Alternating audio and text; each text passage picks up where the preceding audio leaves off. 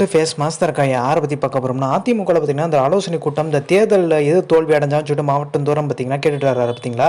அதில் நிர்வாகிகள் மாவட்டந்தோறும் பார்த்தீங்கன்னா புகார் கொடுத்தாங்க. ஆனால் அப்போ மாவட்ட செயலர் பார்த்தீங்க மேலே புகார் கொடுக்கும்போது எடப்பாடி பழனிசாமி தடுத்து நிப்பாட்டிடுவார். குறிப்பிட்டு முன்னாள் அமைச்சருக்கு மேலே பார்த்தீங்கன்னா குற்றம் சுமக்கும் போது அப்படியே எடப்பாடி பழனிசாமி பூசி முழுகிடுவார். ஆனால் செங்கோட்டையின் மேலே பார்த்தீங்கன்னா நிர்வாகிகள் புகார் சொல்கிறாங்க. அப்போ எடப்பாடி பழனிசாமி எந்த ஒரு டிஸ்டர்ப் பண்ணவே இல்லை. ஸோ வாக்குவாதம் பார்த்தீங்கன்னா செங்கோட்டையின் எச்சரிக்கை விடுக்கிறாரு. ஏன்பா நான் மட்டும் வேலை செய்யாமல் இல்லைப்பா, நானும் வேலை செஞ்சுருக்கேன்ப்பா, நீங்கள் தான் வேலை செய்யலன்ற மாதிரி வாக்குவாதம் போயிட்டு இருக்கு. அப்போ எடப்பாடி பழனிசாமி அமைதியாக இருக்காரு. ஸோ இதுக்கு முக்கியமான காரணம் எடப்பாடி பழனிசாமி ஒரு வேட்பாளர் நிப்பாட்டினார் பார்த்தீங்கன்னா, அதை வந்து செங்கோட்டையன்ட்டு ஆலோசனை பண்ணாமல் நிப்பாட்டிட்டாரு. ஸோ அது பார்த்து அவர் வேட்பாளர் பார்த்தீங்கன்னா எடப்பாடி பழனிசாமியோட கிட்ட ரிலேஷன் சொல்கிறாங்க. ஸோ அதனால தான் பெரிய லெவலில் பார்த்தீங்கன்னா செங்கோட்டையன் வேலை பார்க்கலான்றாங்க.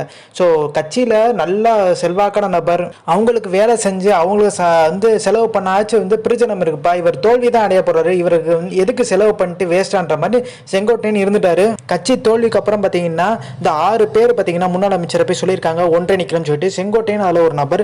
ஸோ அதனால பார்த்தீங்கன்னா செங்கோட்டையன் மேலே கோவத்தை காமிக்கிறதுக்கு நிர்வாகிகள் வந்து செங்கோட்டையன் மேலே புகார் சொல்லிட்டு இருக்கும்போது பெரிய லெவலில் பார்த்தீங்கன்னா தடுத்து நிப்பாட்டவே இல்லை.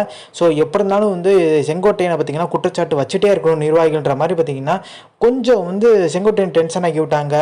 ஸோ இதுலேருந்து நம்ம என்ன தெரியுதுன்னு பார்த்தீங்கன்னா செங்கோட்டையன் தான் இது பார்த்தீங்கன்னா இந்த இணைப்புக்கான ஒரு அஸ்திவாரம் போட்டிருக்காரோன்ற மாதிரி கேள்வி எழுப்பப்படுது.